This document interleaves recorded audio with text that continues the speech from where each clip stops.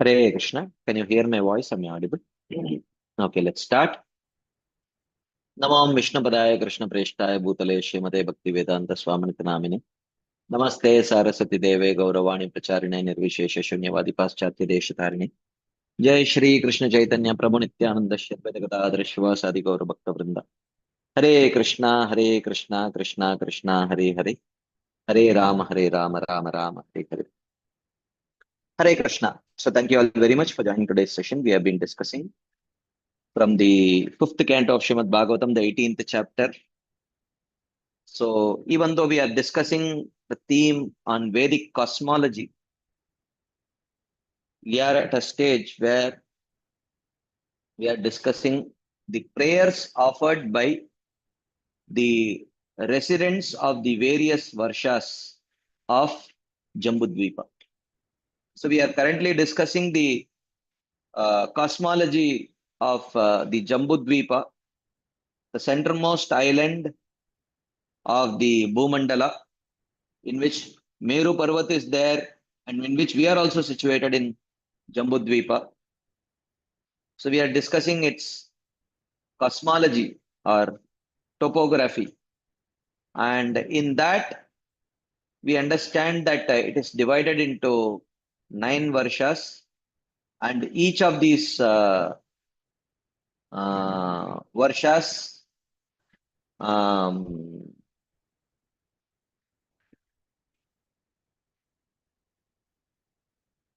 okay, there is a request here. Okay.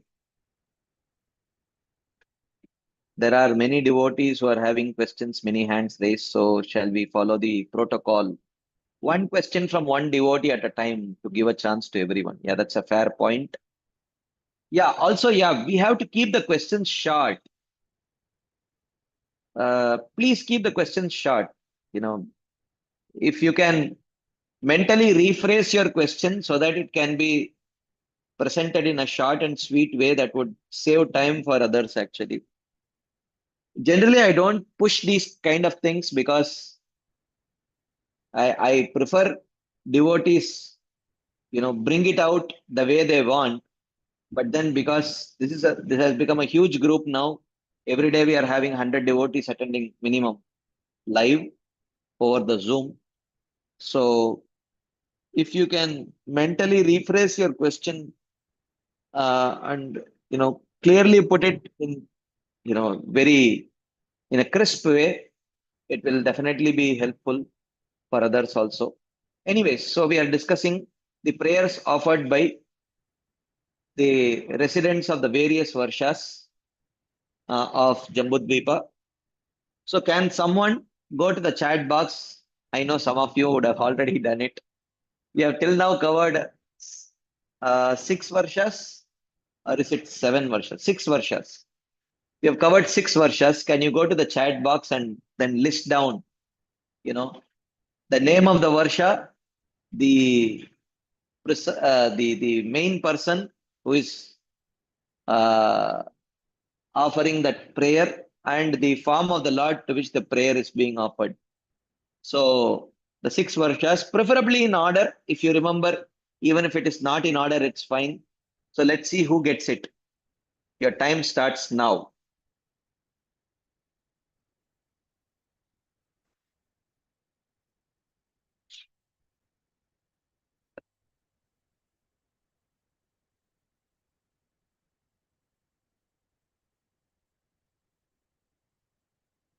Anyone, anyone, anyone.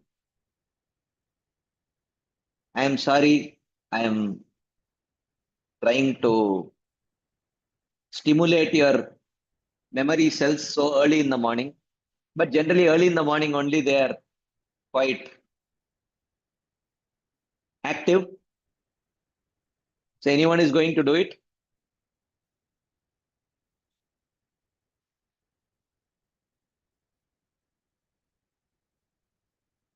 Okay, I think you.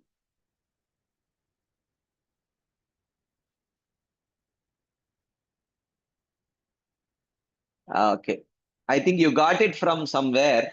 I'm asking you to stretch your memory to do it, but anyways, you did it. I was just requesting if someone could Use your memory to memorize. Okay. Oh, yesterday you did these notes. Yeah, but we have still now not done Bharata Varsha. We have not done Kimpurusha Varsha. You have added that also. Fine, no issues. So Ilavrita Varsha we started with, it was Lord Shiva who offered worship to Sankarshan. Then Bhadrashva Varsha, it was Bhadrashrava who was offering prayers to Hayagriva. Then the third was Hari Varsha, where Prahlad Maharaj was offering prayer to Narasimhadev. Then the fourth was Ketumala Varsha, where Mother Lakshmi was offering prayers to the form of Lord Rishikesha or Kamadev. And then the fifth was Ramyaka Varsha, where Vaivaswata Manu was offering prayers to whom? It was Vaivaswata Manu was Varahadev. No, not Varahadev. Matsya. Sorry, Matsya. Correct. And in Hiranyamaya Varsha, we had Aryama offering prayers to Kurmadev. Wonderful. Very good. Thank you for recollecting. So what I will do is today we will directly start with the last Varsha prayers, and so that we can have little extended time for the question and answer sessions. Looks like there are many um, pending backlogs, and today hopefully we will complete this chapter. In that case, if need be, if there are many unanswered questions, then we can dedicate one full session for Q&A tomorrow. That is possible. But I don't think there will be there are so many backlogs. I don't think so. But let us see. Okay. So we will start with the seventh Varsha, which is prayers to Varahadev by Bhumi Devi in Uttara Kuru Varsha. Okay, in Uttara Kuru Varsha. Okay. So let us start. So this is Bhumi Devi offering prayers to Varahadev in Uttara Kuru. Uttareshu cha kurushu Bhagavan Yajna Purushaha Krita Varaha Rupa Aste Tam tu Devi Haisha Buhu Saha Kurubir Askalita Bhakti Yogena Upadavati Imam cha Paramam Upanishadam Avartayati. In the tract of land known as Uttarakuru Varsha, the Supreme Lord who accepts all sacrificial offerings lives as the boar incarnation. There, Mother Earth and all the other inhabitants worship him with unfailing devotional service and repeatedly chant the following Upanishad mantras. Om Namo Bhagavate Mantra Tattva Lingaya Yajna Kratave Maha Advaraya Maha Advara Avayavaya Mahapurushaya Namaha Karma Shuklaya Triyugaya Namaste.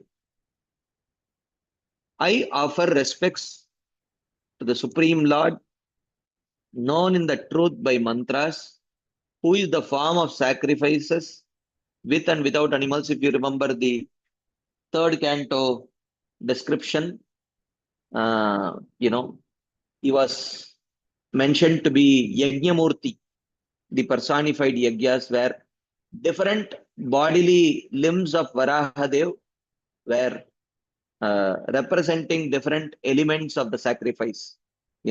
Something was the Sruk ladle, something was the Sruva ladle, something was the ghee, something was the ghee pot, and things like that. Okay. So, in that way, he is called as the Yajna Murti.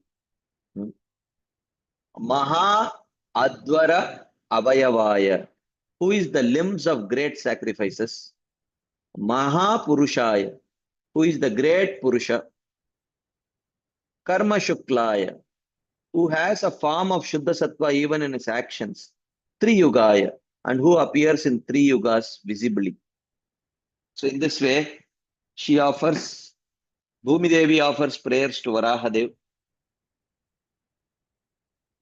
I offer respects to the Lord who is known in truth by mantras, Yajna refers to sacrifices without animal killing. Kratave refers to sacrifices with animal killing. I offer respects to the Lord, who is the form of these two sacrifices. Okay. So Yajna and Kratu, generally they are translated in English both as sacrifice only. Yajna is also sacrifice, Kratu is also sacrifice. But there is a slight technical difference. Yajna is refers to sacrifices without animal killing, and Kratu refers to sacrifices with animal killing. I offer respects to the Lord, who is the form of these two sacrifices, who is the limbs of great sacrifices. Maha Advara Avayavaya. I offer respects to the form who is Shuddha Sattva, Shuklaya in his behavior, and to the form who appears in the first three yugas visibly, and in Kali Yuga in a covered form. Okay, Channaha Kalau. Or three Yugaya can mean to the form which has three pairs of qualities or six opulences. Three Yuga. Yuga means two, a pair. Three Yuga means three pairs, which means three into two, six qualities. Hmm. So she continues. Yasya Swarupam Kavayo Vipaschito Guneshu Darushvibhajata Vedasam Matnanti Matna Manasadi Gudam Kriyartair Nama Iritatmane. I offer respects to the Supreme Lord, known in truth by mantras. Mantra Tattva Lingaya. Yajna Kratave. Oh, oh, oh, oh, oh, oh. Looks like there was. Oh, Yajna Kratave comes in the previous verse also. Yajna Kratave comes in the next verse also. Oh, that's why I thought maybe is there a mistake? Maybe did I put the purport wrong? So Yajna Kratave comes again in two consecutive verses. Who is the form of sacrifice with and without animals? Yajna and Kratu. Who is the limbs of great sacrifices? Maha Advara Avayavaya.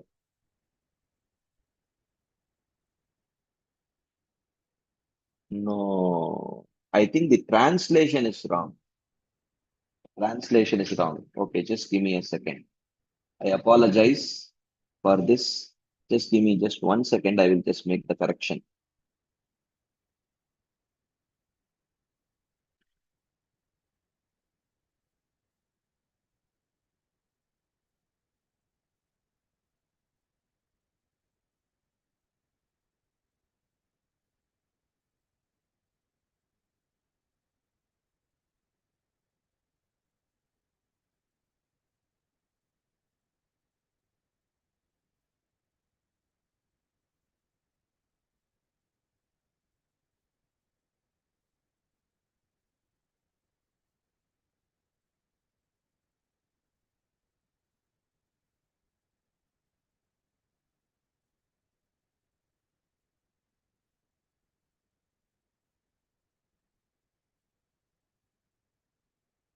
Okay, just in case, I will take this opportunity to also send the link because it looks like today it may cross 100 also.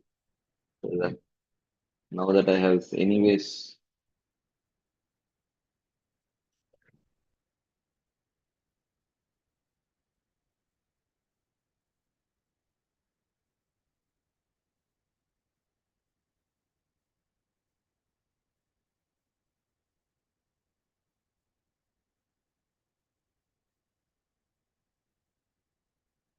Okay.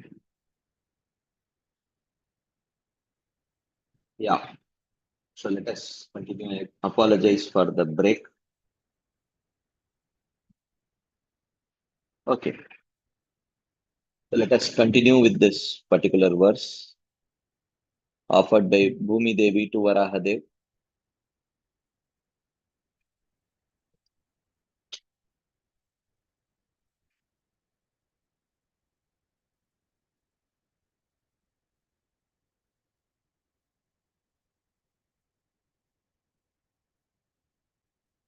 Oh, no.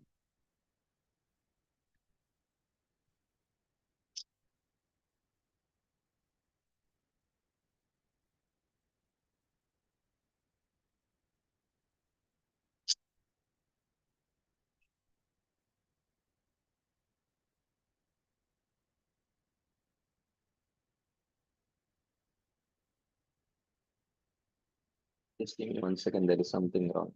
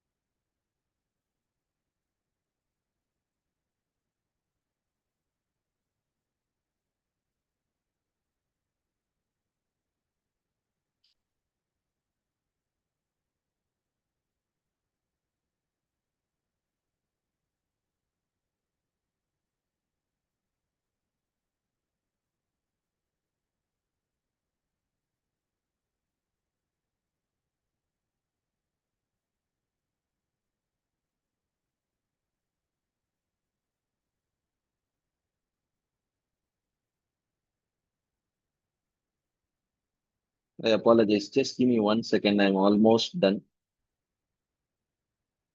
Sometimes this creates this.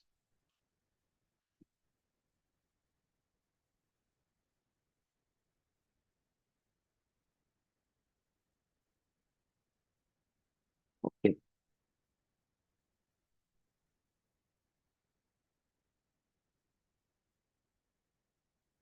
Okay. I'm sorry.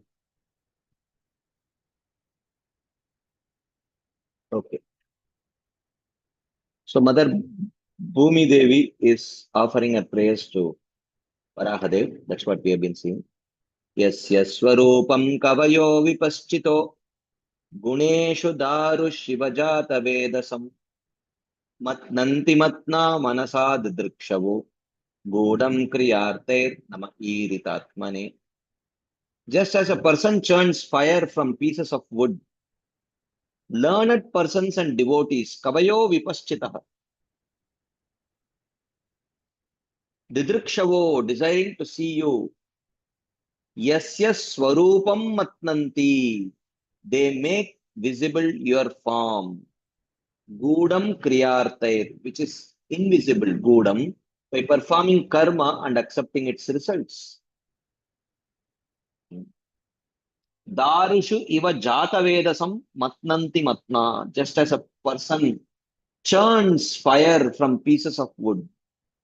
Jata vedasam matnanti. Churns. Darushu. Jata vedasam is fire from pieces of wood. Kavayo vipaschitah.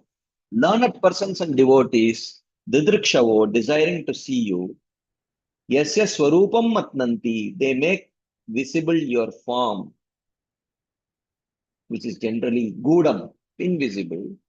Kriyarthair, by performing karma and accepting its results. Because he is Yajnamurti. Manasa matna, they do this by concentrating their mind on your name and form. Namaha irita atmane, I offer respects to the Lord whose nature has been described. So, Bhumi Devi says, just as a person churns fire from the pieces of wood, okay, there is a procedure by which fire can appear from wood. Just because wood is there, it's not that automatically fire will appear. There has to be a procedure to generate that fire from wood. In the same way, learned persons and devotees who desire to see you, they make visible your form, which is generally invisible, by performing karma and accepting its results. They do this by concentrating the mind on your name and form. Okay.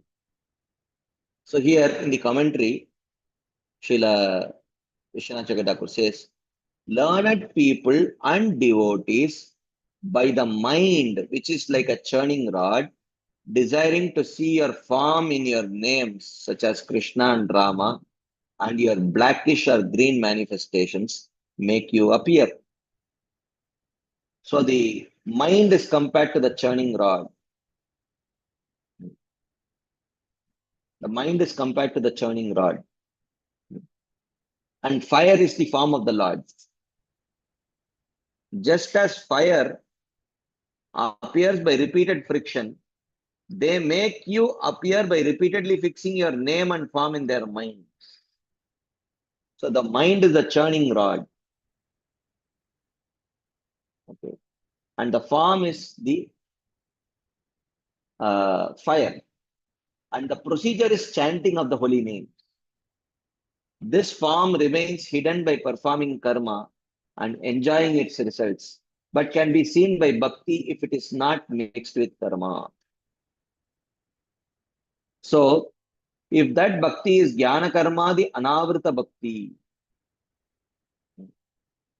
If it is jnana karma, the anavrita bhakti, by that one can see the Lord. Bhaktyaham ekaya grahyaha.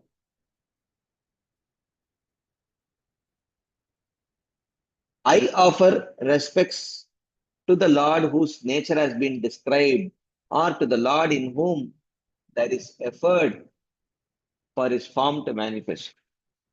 Effort indicates eagerness. Eagerness. When we are eager to achieve something, we put effort. So, Namaha Iritatmane means the Lord puts effort to show himself to the devotee. Now, that does not mean that the Lord needs to put effort, but the Lord wanting to put effort means that he is eager to show himself to the devotee. Or they churn your form in their senses, such as ear and voice, using the mind which hears and chants about the Lord's name, qualities, and pastimes. They make the Lord appear by determined practice of hearing and chanting using the mind. The rest of the verse would be interpreted as above. So, the process is hearing and chanting. But for that, the mind also has to be involved. Uh, So when the mind involves itself in the process of hearing and chanting, then it stimulates the Lord. It inspires the Lord to manifest. That's what it means.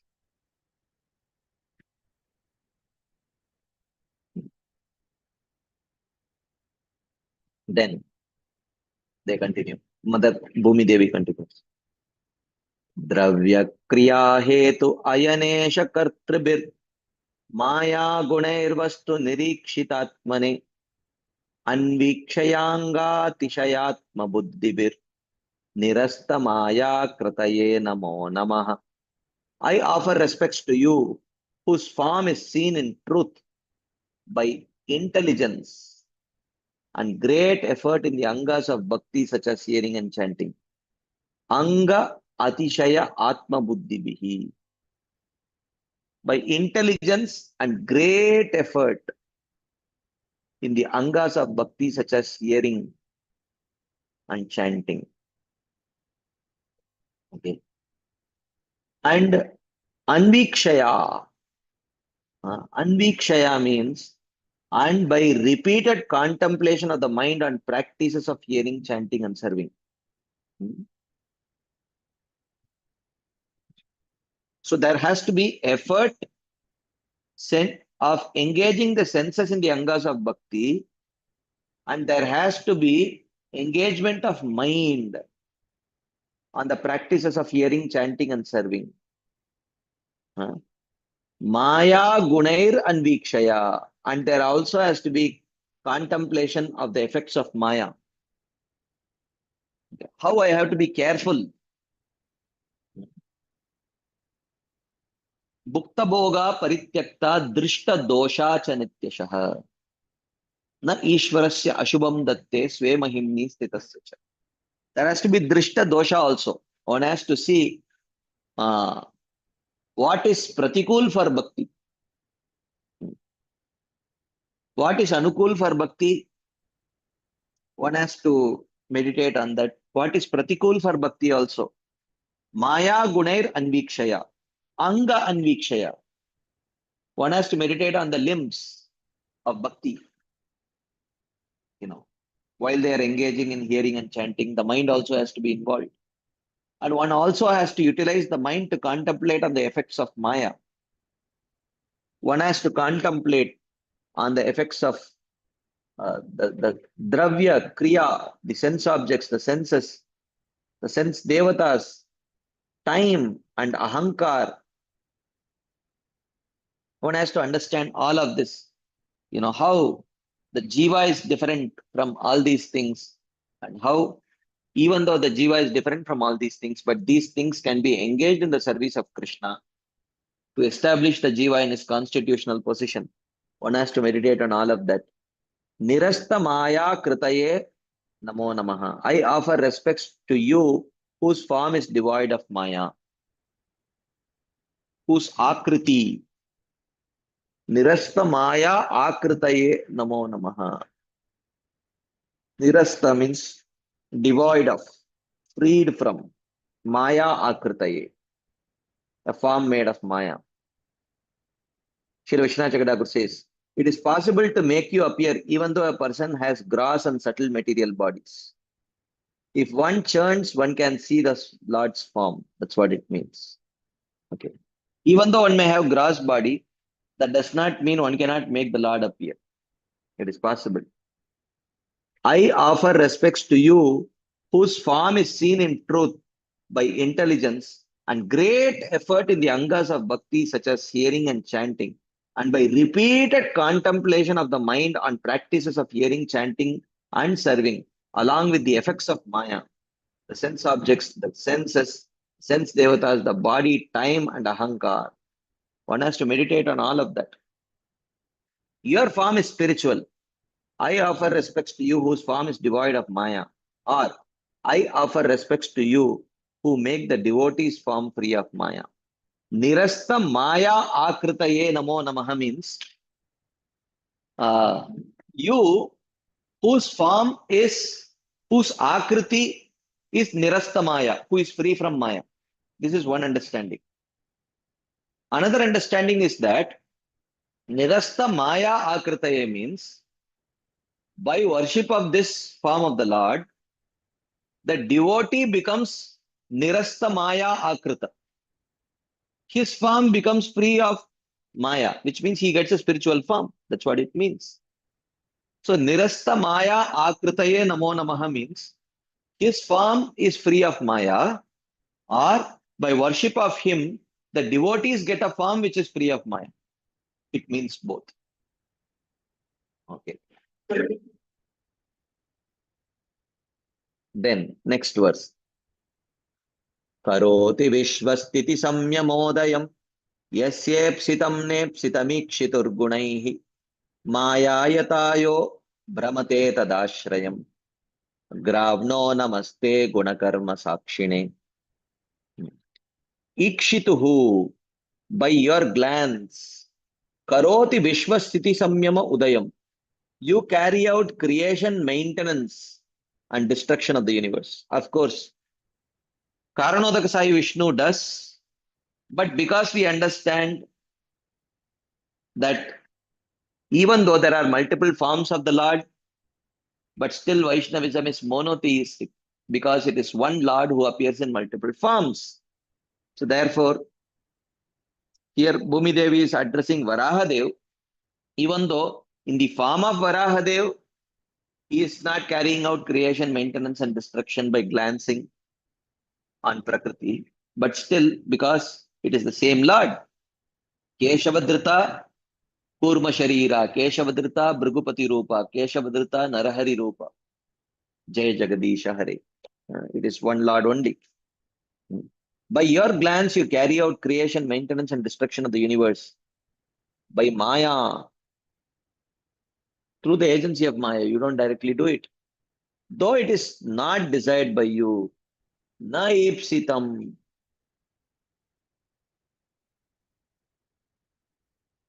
You don't want to create material universe. But because the jiva wants, the conditioned soul wants to enjoy separately from you, you want to facilitate it. Yasya ipsitam. It is the desire of the jiva who wants to enjoy separately from you. So unwillingly you create it. So unwillingly you create it. Yata ayah, just as a piece of iron, brahmato gravnaha is magnet. Just as a piece of iron moves forward because of magnet, Maya Brahmate Tadashrayam. Maya moves by the influence of the Lord. Maya moves by the influence of the Lord. So, Mayam Chatad Apashrayam. So, Maya has taken shelter of the Supreme Lord. Namaste Gunakarma Sakshine. I offer respects to the Lord, the witness of the gunas and the jivas karmas. The witness of the gunas and the jivas karmas. Since it is my effect, the universe, even though material is my form also. Yeah. So this universe is actually not your effect, but the effect of Maya, just as a pot is made of clay. You see here, this is Shakti Parinamavad, where the universe is a manifestation of the transformation of the Achintya Shakti of the Supreme Lord, whereas the Shaktiman Purusha remains untransformed. So by Maya, the Lord carries out the creation, maintenance, and destruction of the universe. Even though Tha not desired for himself, just by applying his glance, but desired by the Jivas. Only because the Jivas want. A place where they can enjoy separately from Krishna. Though Maya is inert, by association with the Lord it operates. An example is given. Iron moves because of a magnet and comes near the magnet. So Maya Devi is like iron piece. Magnet is the Supreme Lord.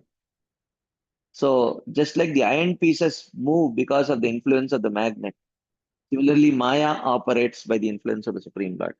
I offer respects to you, the witness of the gunas and the karmas of the jivas. Okay.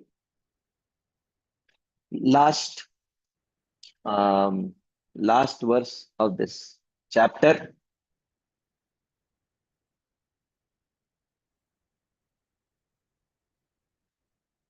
Oh my God. Again. Something wrong.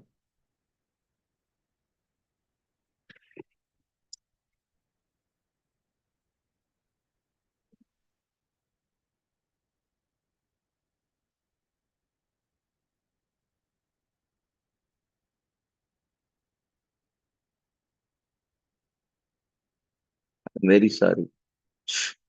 Somehow today has not started out very nicely.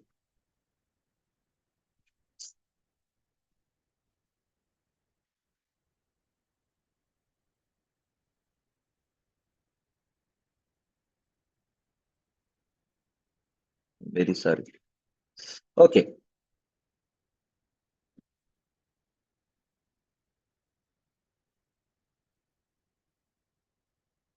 Pramatya daityam prativaranam mride yomamrasaya jagadadisho sukarah kritvagratamshte niragadudanvatah kridan iveba pranatasmitam vibum iti.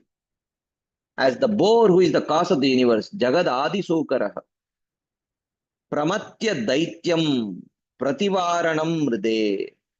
After killing the great demon Hiranyaksha, Mam Krutva, you placed me the earth, Agradamshtre, on the ends of your tusks, Niragad Udanvatah, and you came out of the Garbhodaka ocean. Kridan Iva Ibaha, exactly as a sporting elephant plays with a lotus flower. Pranatasmi tam vibum, I bow down before you.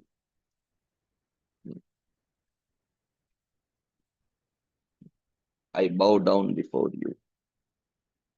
So, as the boar who is the cause of the universe, the great demon Hiranyaksha, you placed me. So, finally, she offers this prayer of this episode of uh, Varahadev retrieving Mother Earth and carrying her on his own tusks.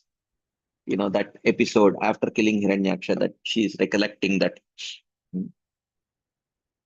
Narrating the pastime of the boar, the earth shows the Lord's great mercy to her. Prativaranam means a worthy opponent like an elephant. The Lord was like an elephant playing. Rasayaha here does not mean Rasatala, but the Garbhodaka ocean. This is very strange. I often have this question. Even though Rasatala is not the bottommost of the lower planetary systems, but oftentimes when it talks about Garbhodaka ocean, it says Rasam Gataha, Rasatalam, Rasayam Gataha, like that it says. But actually, it is the Patala Loka. If at all you have to say, um, you know, Garbhodaka, if you don't want to say Garbhodaka, at least you can say, uh, you know, Patala, because that is the last, or at least say in the direction of Atala, which is the first neither planetary system. Neither Atala, not Patala, nor Garbhodaka. Oftentimes the word Rasa is only used. Rasatalam. Rasatalam is in the middle. I always have this question. Has anyone heard about why the word Rasam or Rasatala is used and not Patala or Atala or any other planet? Why only Rasatala? Even though it is indicating the Garbhodaka ocean. Why only Rasatala? If anyone has heard anything, you can just let me know. Okay, don't guess, please. If you know for sure, you can please share. Jagad Adi Shukaraha means the boar who is the cause of the universe. Udanvati means in the ocean of Pralaya. Thus ends the commentary on the 18th chapter of the 5th canto of the Bhagavatam for the pleasure of the devotees in accordance with the previous acharyas. Okay. So at this point of time, we have some extra time today for we have 20 extra minutes for Q&A. So if there are leftover questions, anything, either questions from today or questions from yesterday or the past week, if there are leftover questions, we will take them today. But in the meantime, while you may be uh, framing your question, I would like to hear from Sham Sundaranand Prabhu.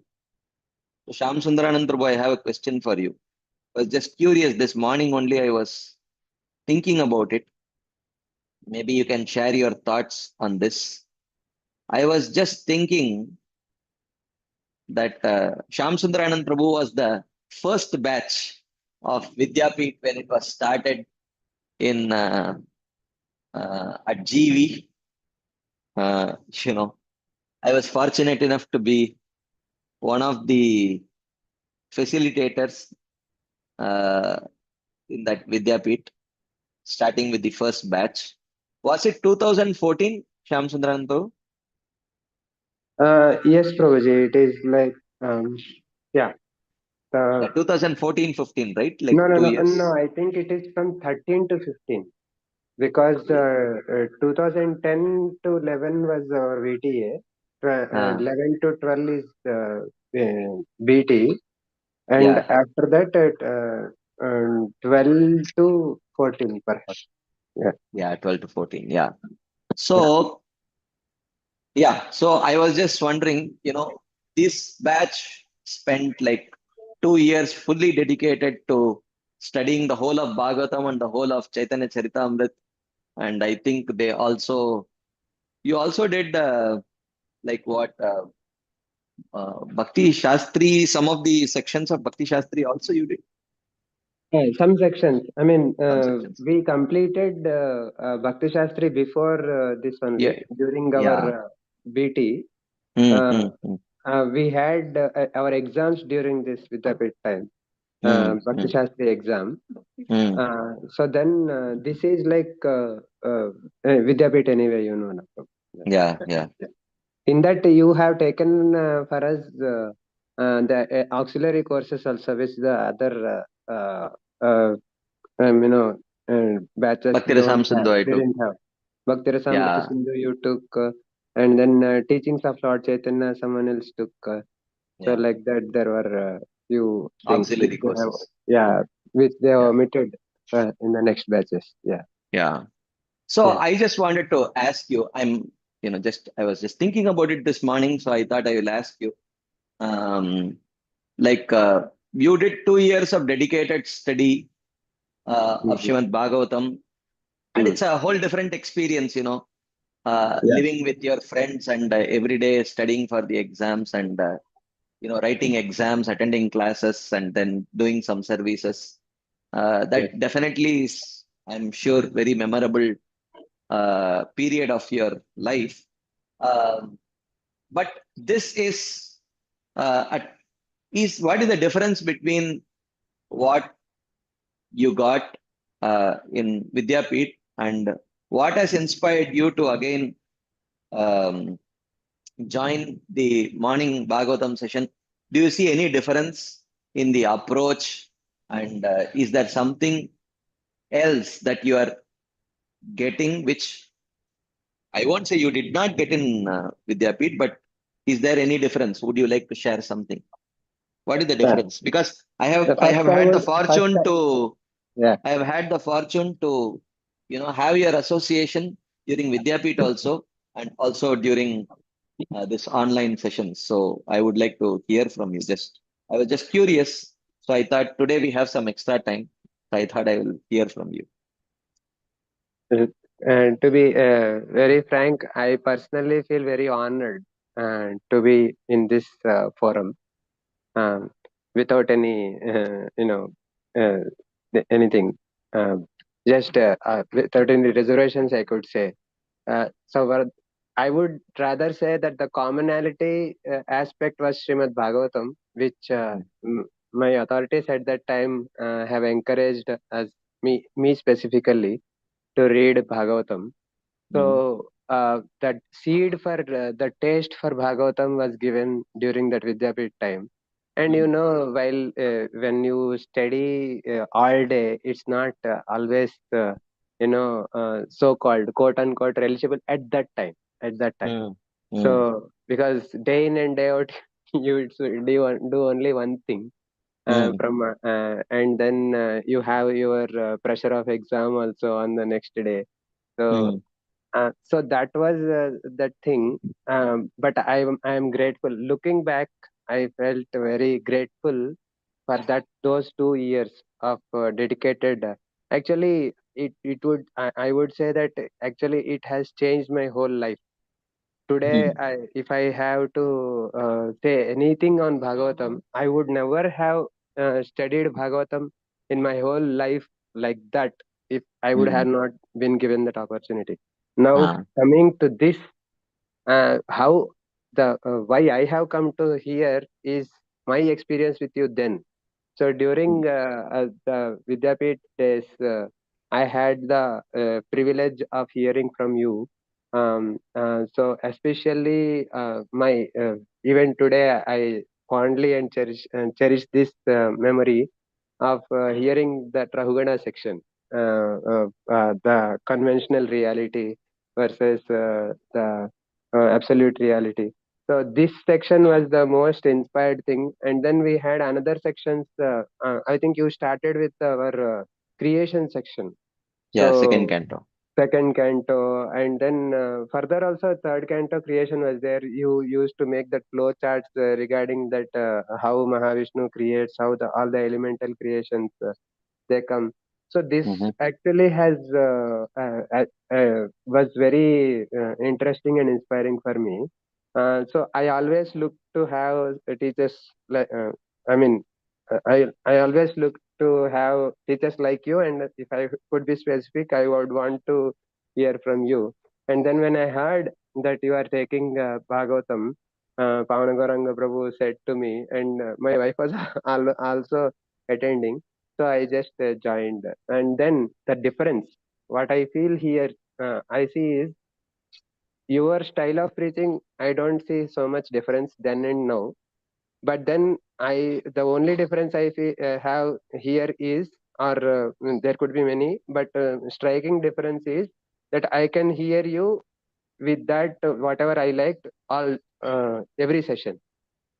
Mm. So there was only a specific chapters or canto you would take at that time, but now you Mm. would take every canto and every chapter. So I am very much fond of this kind of hearing, especially the Anvaya you do. Though you break down the verse, I think you took it from Vishnu Chakravarti Thakur and Manu Maharaj.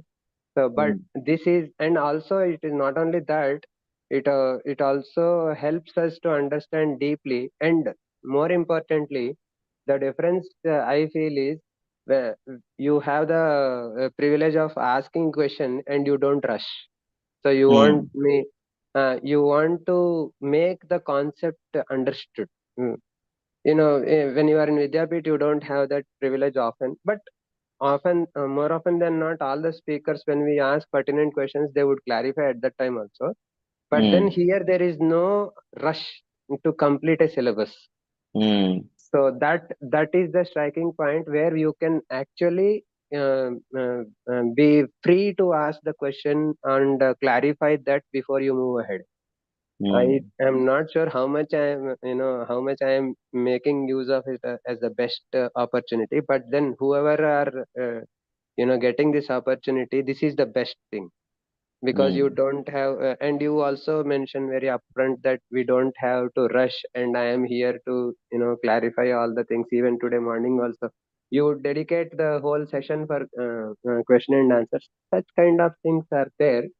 So that is the that is the difference, which would actually enhance our rasa to hear about Bhagavatam, and to progress more. Mm. The clarity. Most important thing is when you hear very clear. I can tell for myself that the few of the concepts about demigod worship, about this pure devotional service, whether I am pure following pure devotional service, and there are some aspects of the some aspects of the Jiva Vardhan, although there are some few things which are uh, uh, still can be discussed, but then I can say that most of the things are clarified in this kind Mm. of, which are like the lingering doubts in, I could see not only in me, but in many. So Mm. these are all the things which I am benefited from. Yes. Thank you very much for sharing, because I always wondered that someone who dedicated 2 full years exclusively for Shastric study and has covered this portions, I felt good that if someone like that comes and attends every day, it's definitely quite inspiring for me. And because generally the mentality is, you have studied this, let's move on to some other book and we can study that. But to again get back to study the same thing, sometimes I feel like it's quite inspiring. So I just wanted to hear from you. What is it that I mean? One thing definitely that this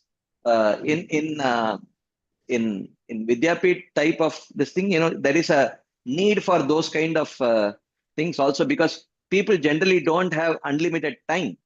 Yes, yes, So correct. definitely, uh, so you can't just keep on going and discussing and not covering much breadth. Yes, So definitely you need a forum where the breadth is covered yes, reasonably well, and to yeah, some extent depth. Um, but at the same time, um, you know, there needs to be, because you need to know Bhagavatam and you need to relish Bhagavatam also. yes, So that's why at some point I got little bit disillusioned. Not, uh-huh, I won't say disillusioned. Disillusioned is a very mm, harsh word. I would say I became more interested in these kind of sessions, than the Vidyapeeth style thing, where you have to cover one chapter. You have the time pressure of covering one chapter in one session. So, Yeah. yes. Okay. Actually, Thank you. if I could say one or two sentences on that, uh, can I say, Prabhu? Yeah, yeah. Please go ahead. Please go ahead. Uh, so that actually, what is you put it very right there. So you don't have the privilege of time, but I would say that actually that complemented this. So the whole exercise of Vidyapit was actually to create the interest in the reader, the Mm, disciple, the student, mm, to hear and study Bhagavatam more and more, which is mhm, in this forum, which is mm, happening. So if mm, I would not have even had studied those 2 years there, I would mm, never have even touched Bhagavatam. So mm. and I would not even have heard you. So maybe here and there some Bhagavatam classes I would have heard you, but I would not have heard you then. But of course I would, if through some other you know. But my I am talking about my journey. So if I, because I have heard you then, so I can I would the same memory. They say no, the first impression is the best impression. So Mm. I came and then shlokas. Uh, the slokas, the recitation of the slokas in the Vidyapit, they helped. And then when I Yeah, came here, you would actually decipher, I mean, do the Anvaya properly. So all these things, I would see this as a complementary thing. So, yeah, yeah. Yes, I agree. so Totally agree. Yes. and I am Thank. relishing now. And regarding that sentence of, why would I come back? So they say that Bhagavatam is like Krishna Nityam Navanavayamana. I feel that when I actually hear some aspects, it is not able, you could not remember everything we studied. I have the Mm, overview, but then mm. you don't remember everything. No? It's not humanly Yeah. possible to remember everything. But when Mm, we read again, you will come to know that is about the information part. But mm, about the angle part, how each speaker explains that, it is a very different thing. So, mm, so there are so many things which I am learning new. It is not that I am just uh, coming and doing revision here. No, not mm. nothing like this. So, thank you so much. Thank you. Thank you for sharing. Yes. Radha Pramod, you wanted to add something? Yeah. I also did with the epitome. So, yeah, yes, bro. Actually, what was I when I did with the epitome, that was the time I was even we did in Pune, like it was 6 days in a month, like that. But I was not able to focus when it was few days in a month, and remaining month you are going for preaching. It was not very effective. But when I came to Vidyapeetham and it was very effective in the sense, uh, actually, if we read at a time, in a short time, whole Bhagavatam, then you get a overview very clearly, and you get a desire to know in more depth. So that is Mm, actually what happened at Vidyapeetham. First is you came to know everything what is there in Bhagavatam, a overview. Second mm, is there was eagerness to know the depth in Bhagavatam. What is there in Bhagavatam? Because in Vidyapeetham it is not possible, because when we could not read all purports and other thing, because it was just over, because you had to complete one session, one chapter, mm, and sometimes 2 3 chapters also. So there was always that gap was there, that okay, we are missing something, because the teacher cannot do that much. He cannot cover everything. mm, They did their best actually to try to cover and everything, and but what happens is sometimes one topic takes so much, so depth cannot mm, be covered there. That is not possible mm, with that setup, because it's a more as a academic style.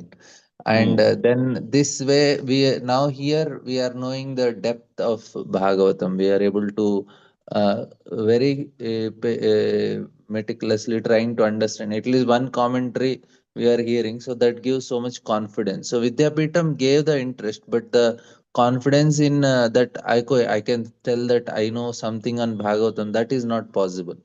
We can get a overview, but depth is not there. So now here that clarity is there, and the confidence is also there when we sit and discuss the way we are doing now. So there is so much difference in that. So it's like there you are a student, here you can become a teacher after attending this session. So you know what is there in the clarity, and that is there. So of course there are some things which from Vidyapitam, the because you are focused whole day you are with it, and here also it is no less because it's almost like 2 hour sessions we are having, so 1.5 hours. So it was 3 hour sessions we had, and uh, yeah, this has a different effect, and definitely somebody who did even that also was many times told, because in Vidyapitam also it was told that we want to give you some taste for Bhagavatam, but you have to go home and you have to do your homework.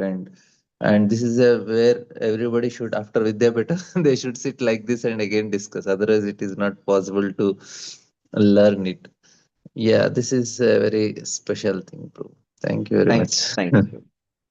Actually, I'll tell you the reason why I wanted to hear, why I put forth this question and I wanted to hear. Because in the last many years, there have been devotees who are very close to me, uh, who have been telling, there is lot of many devotees are taking online Bhakti Vaibhav.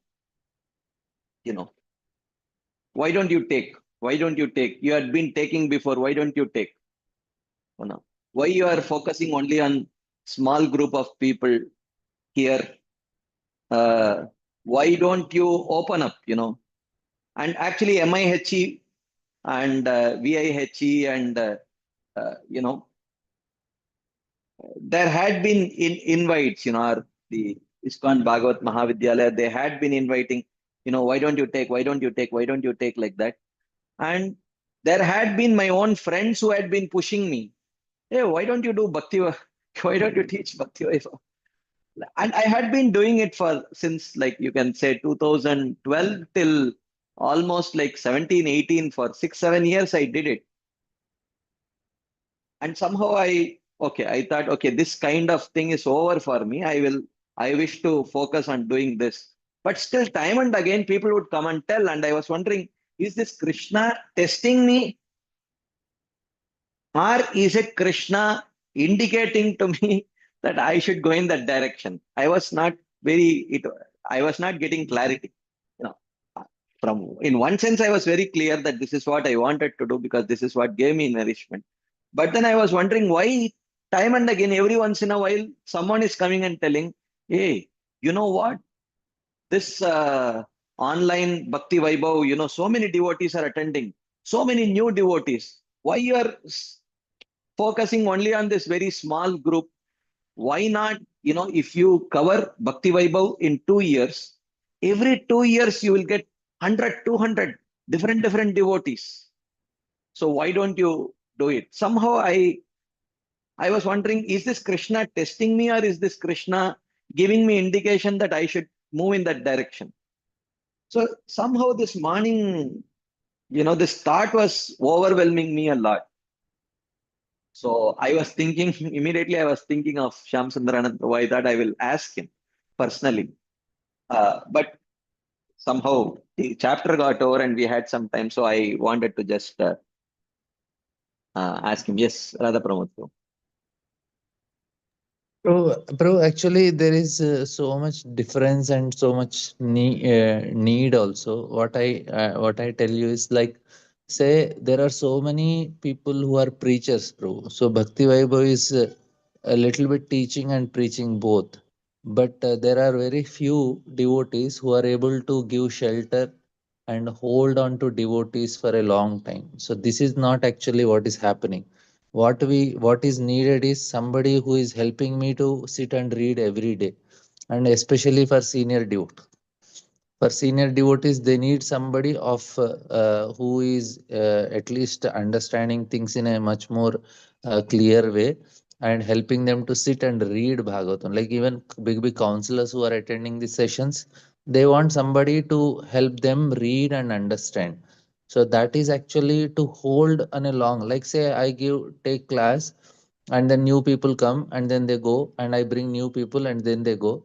But there are how many devotees are there who are every day taking to the senior devotees and helping them to discuss and address their questions, and trying to clarify, and we refer to things and all. So this is very few people are doing. So this type of service is not done much. So there is all a very great need in this area, for especially for seniors. So this Bhakti Vaibhav and all people do. And after that, then when they come attend this, some of them I know definitely might have completed Bhakti Vaibhav also, they with certification, and they are still attending this session. Why do they need this session then if they have already done Bhakti Vaibhav? Because they know that they know something on Bhagavatam, but they don't they don't have that much clarity and depth. So that is not possible by Bhakti Vaibhav. And now it is not like even Vidyapeetham which we did, even that could not do. Bhakti Vaibhav cannot do only because I corrected some devotees' question answers in Bhakti Vaibhav. It is just very academic. They just write one chapter is completed and you just write some assignment. But it is not possible to go so deep, and so this is a different thing, different service that is done here, bro. It's not just teaching Bhagavatam. It is helping devotees to take some shelter, because like how many gurus have time to sit and discuss with disciples all the questions and answer them, and how many gurus have this time in ISKCON? Nobody has. So it is not actually, a small forum is actually very good. Now it is no more small, it is over 100, but still it is they are all connected to you, and they are all able to appreciate the time which you are giving and helping them to understand. It may not be like 100% like all the answers 100% they may not be satisfied. That did not be possible also, but at least they are getting some clarity and some shastric basis to hold on.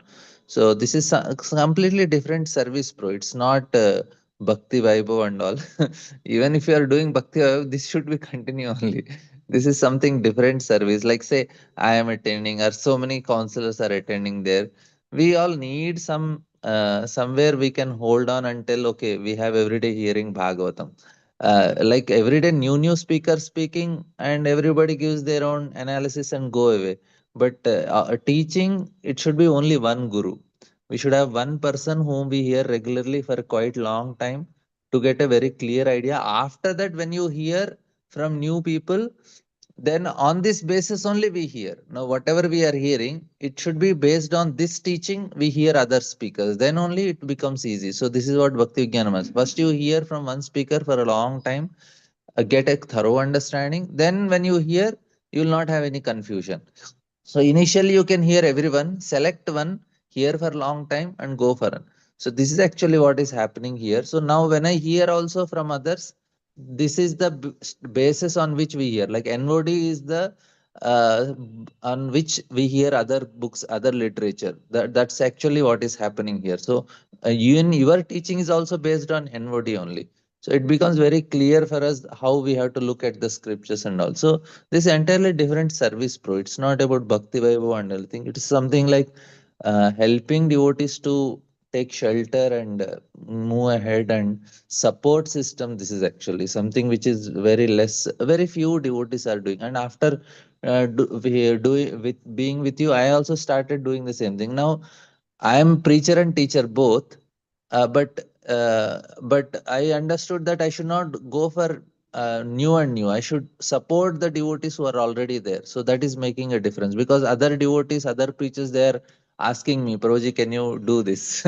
I said, yes, tell them to join my Hindi class, tell them to join my Telugu class, because they are not able to do it. They are preachers. They want new. I am holding on to the same people and trying to help them. So I learned from this one, and it is helping. That's actually difference from what I understand. Thank you, bro. Thank you. Thank you very much. Yeah. I just wanted to get your thoughts on this. This is the reason why I asked this. Is it Krishna who is testing me, or is he indicating to me, or is it that I am refusing to listen to Krishna because I am attached to my own ideas, or is it that Krishna who is testing me? I was not very clear. Time and again, time and again, time and again, something keeps coming. They keep telling, oh, why don't you take, you know what, in this online Bhakti Vaibhav, so many people are attending, so many nice devotees are attending. Why don't you also do? Why you are doing separately?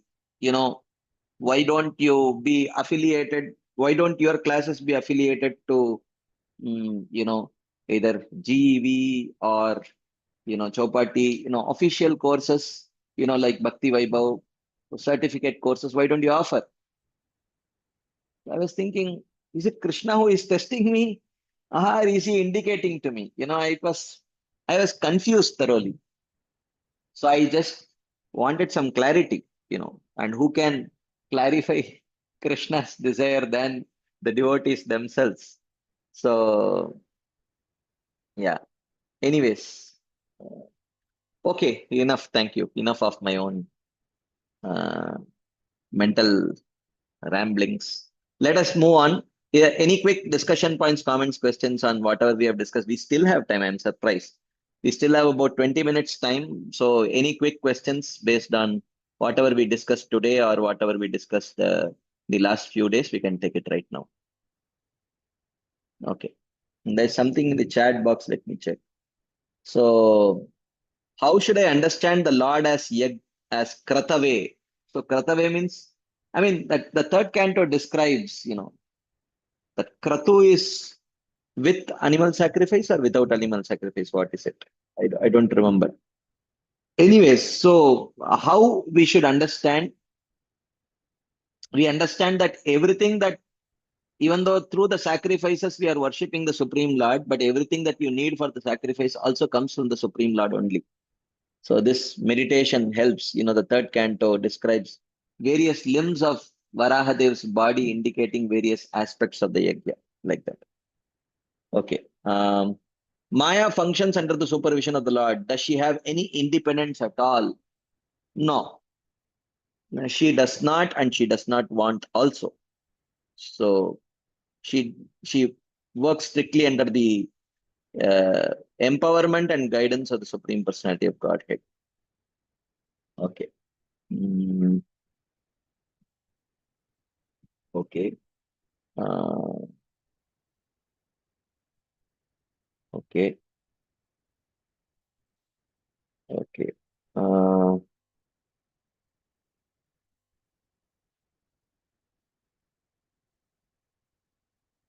okay.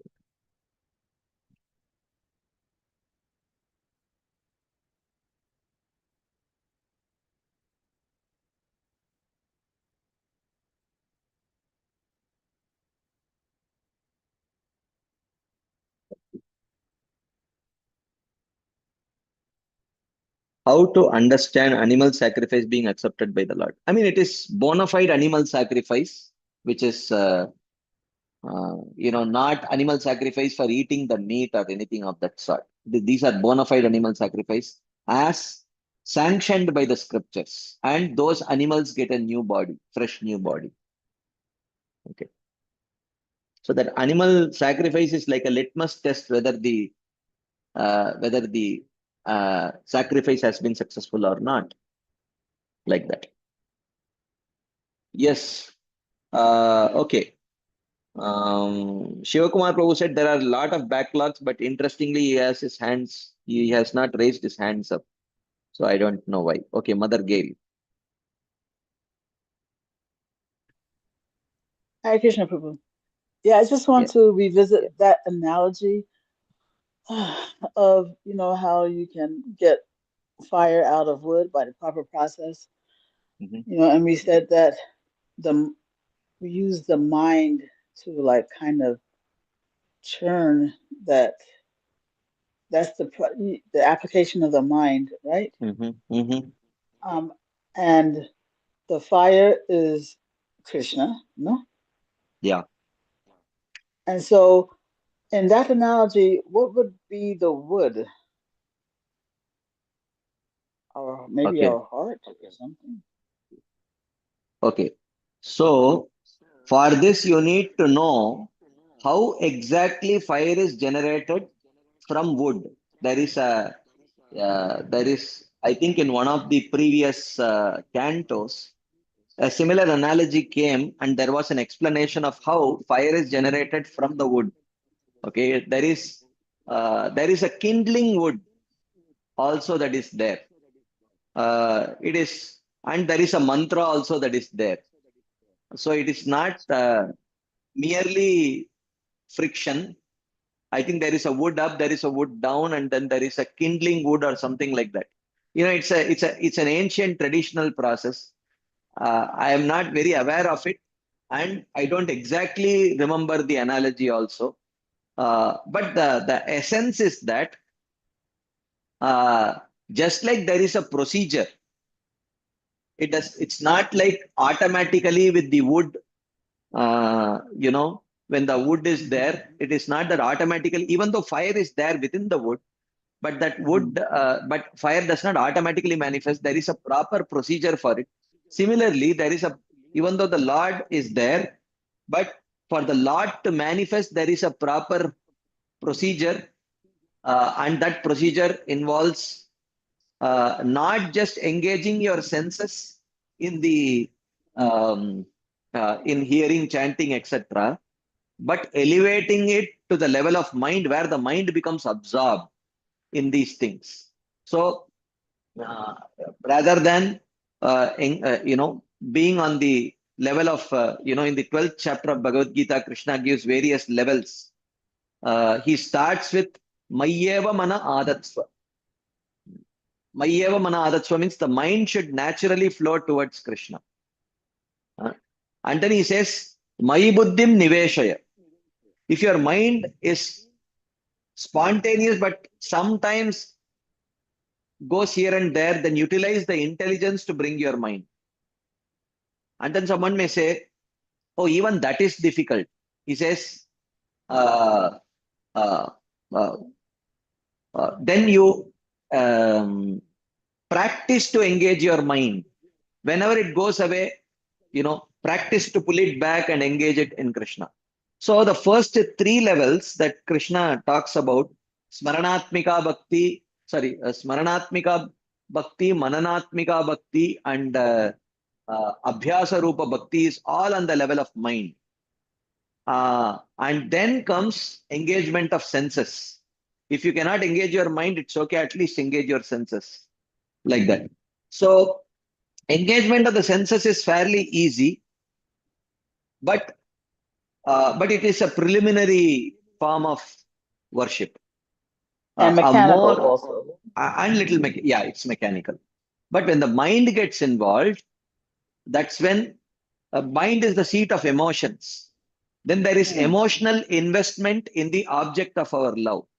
So then it starts creating uh, the stimulus in the Supreme Lord to manifest Himself, because there is emotions involved.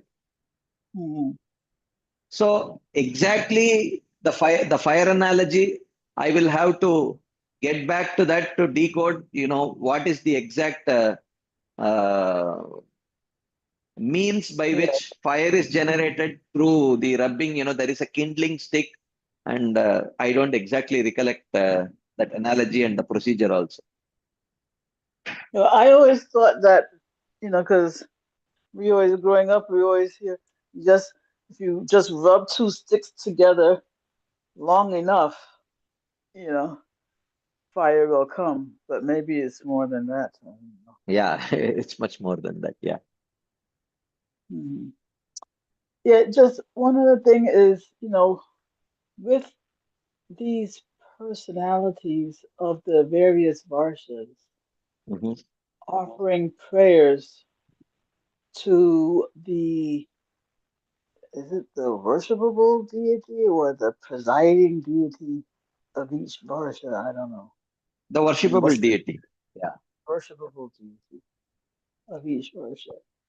So, I mean, I'm just trying to understand the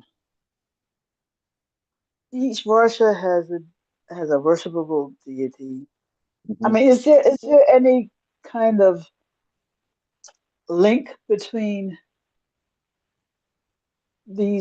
all of these prayers? I mean, they're all of these worshipable deities. They're all various forms of Krishna. Yeah. Right. Yeah. So hearing these prayers just as a way to engage in glorification of Krishna in his various forms. Is that the whole Yeah. point? Yeah. Yeah. Okay. Okay.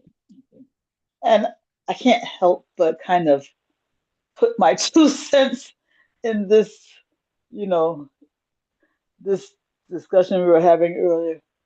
You know, I just need to say, Prabhu, that the one of the most prominent values for this sangha for me is your no syllabus approach, you know, which allows for understanding of whatever books we're studying in an in-depth way. And I just appreciate any form where the idea is not to finish something, but to deeply understand something and understand it from somebody who is himself so knowledgeable in a very broad way of our Vaishnav, our Gaudiya Vaishnav Shastras. So thank you for offering us this forum. It's for me, it's like invaluable. So if you're trying to figure out is Krishna testing you or indicating to you, my vote would be that he is telling you to stay right here. Hare Krishna. Thank you. Yes, Shivakumar Prabhu.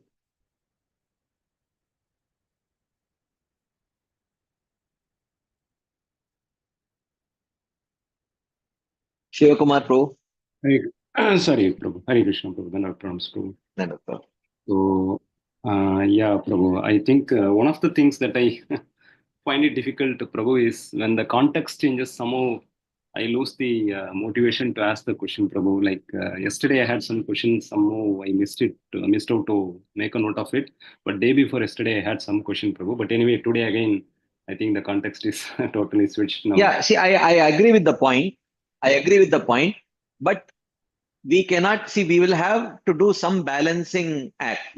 We cannot like eternally stay in one and resolve all questions and then move on. Yes. Like that. That is not possible. Yes. The only thing is, so it is up to the other participants. They have to take some responsibility to at least jot down the questions. Yes, no doubt the context has changed, but the broader context is still the same. We are still in the fifth canto. We are still in the same chapter, and the facility. See, we'll have to see what is the system that is available and try to work within the system. Yes. So to some extent, we can keep modifying the system, but we cannot make wholesale changes to the system also. So we have to see. It would definitely be very convenient if during the election process, if the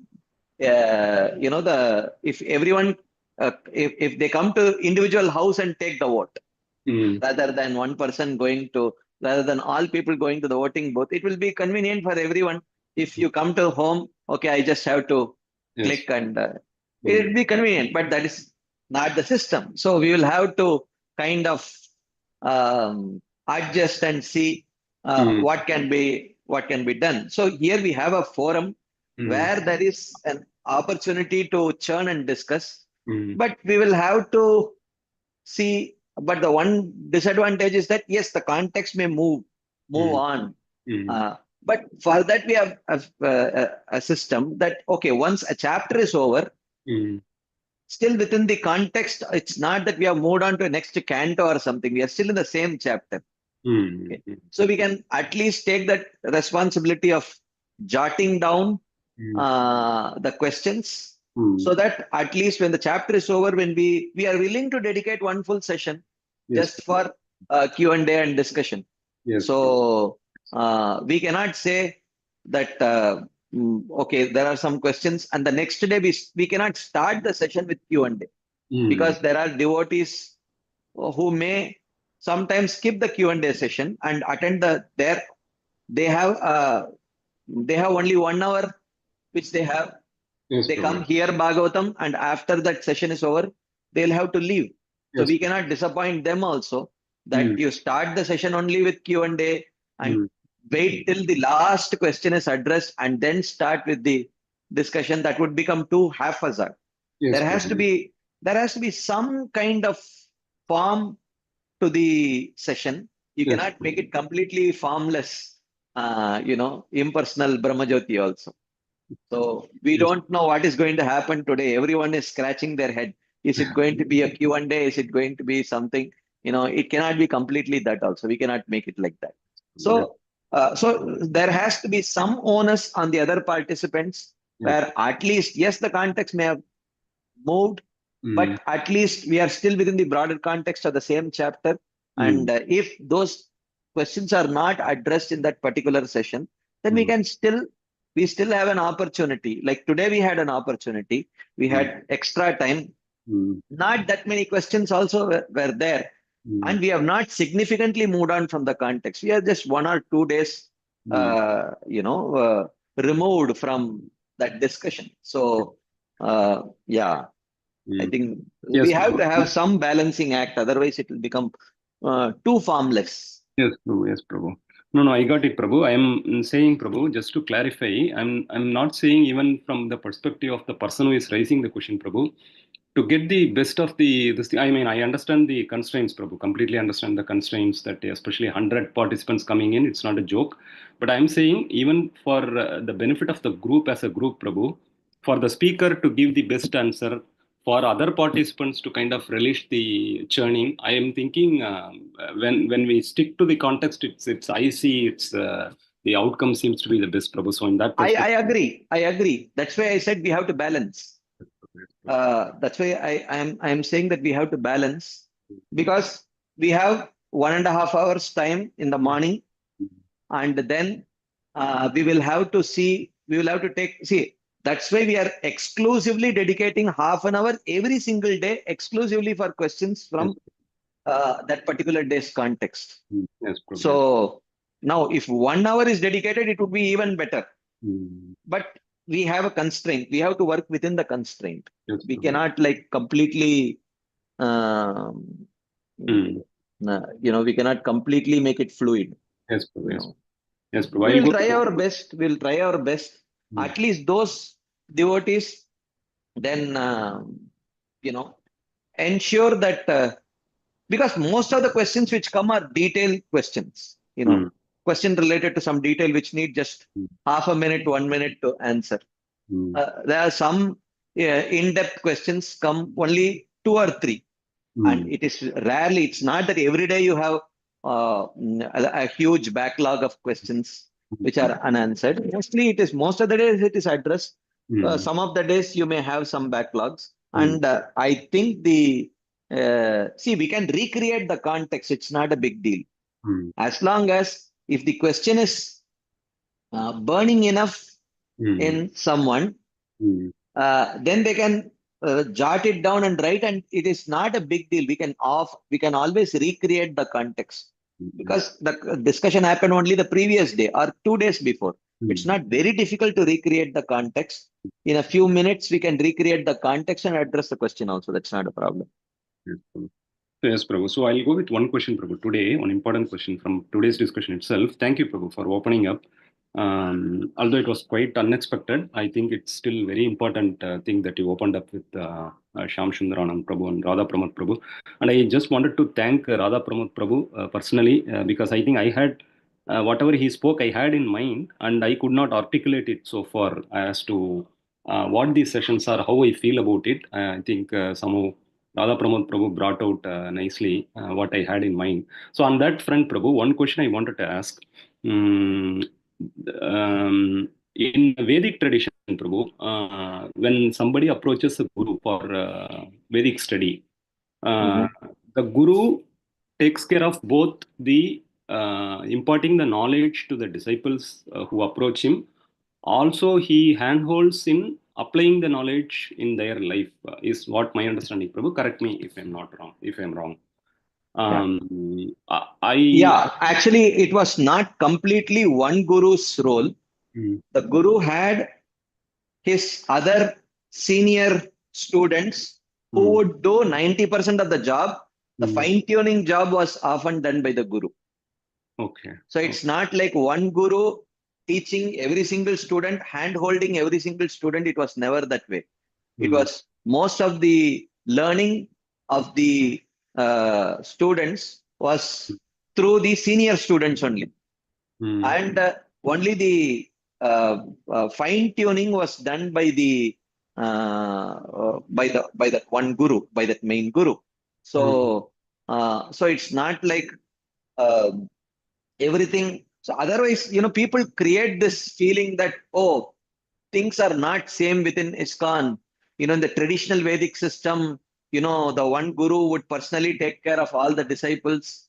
That is uh, that is not true. You don't see it in Bhagavatam also.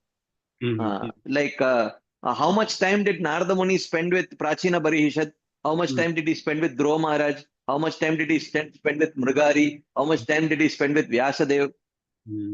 Or you can take anyone for that matter. See, on the path of bhakti, so it's not generally one person's job, and it is not within the capacity of one person also. Even Bhakti Siddhanta Saraswati Thakur, he had so many mutts. He had so many mutts all over India. How much time did he get to personally spend with each of his disciples? How much time did Srila Prabhupada spend with Srila Bhakti Siddhanta Saraswati Thakur? So this whole thing is uh,